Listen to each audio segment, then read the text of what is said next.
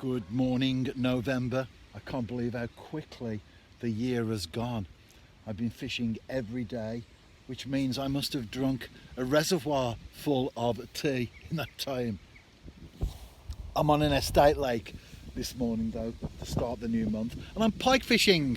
It's quite a breezy day. The rain forecast is quite low. I hope it stays that way because I'm not really going to be able to get an umbrella up in these conditions. Some of the gusts are quite powerful, but whatever nature throws at us, the angling continues and so does the tea drinking.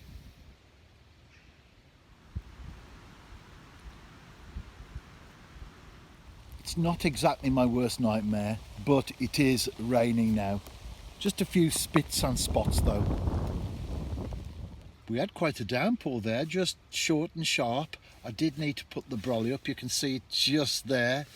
And as long as I hold it when the gusts come, it's not too bad. I'm watching the pike floats, so that's a very convenient way of fishing if you've got one hand on the umbrella at that time. But it's knocked off now, the sun's coming up. Could be a pleasant morning. That's the British weather, isn't it? We only need a little bit of snow and ice to throw into the mix today. We've had everything, but no fish as of yet. The umbrella should help with the filming as well, to keep the wind away when I record. And today is 22 years and 17 weeks since I posted my very first blog entry, and it was on this exact place. It was in the summer, July the 5th, 2003, and I was after tinkers on that occasion, and I did catch.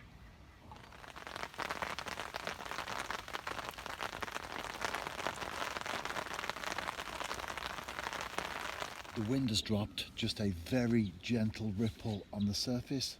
The rain has disappeared, lovely sky up there, blue, the odd cloud, but I've kept the brolly up to keep the sun out of my eyes. Welcome to the British weather. I've been here 3.5 hours. I haven't had a single flicker on the float yet.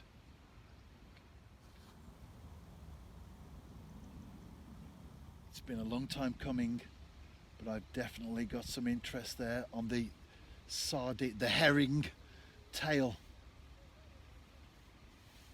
Ready to strike soon.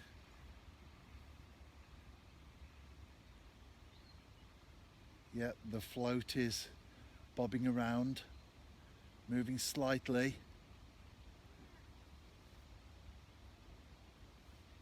Almost there at the striking point. Let's go, shall we? Yes! Fish on, and fish in the landing net. It's certainly not the biggest pike that I've ever caught, but after 4.5 hours of waiting patiently, I'm certainly a happy camper, as they say.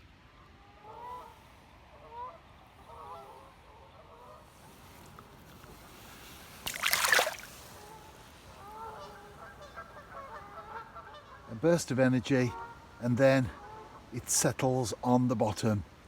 It'll stay there for a short time before moving back off into the deeper water. Typical pike. I'm fishing with a Witchwood pike rod and reel. That's a Gray's Prowler float, just a small lead there to take the bait down to the bottom. The trace I make my own, it's about 18 inches long, just the one hook. I used to use two like most deadbait anglers do. However, in recent years, gone for the one, and that's been absolutely fine. I've got a power gum knot. In fact, I can drop that into view there. A power gum knot, that's Drennan power gum, and you can move that up or down as required. So where I am, it drops off and then it will get slightly deeper further on. If I want to bring it in, just take the power gum knot up. It's important that with the float, I've got a bead there as well that goes straight up to the knot so that you're in direct contact with what's going on.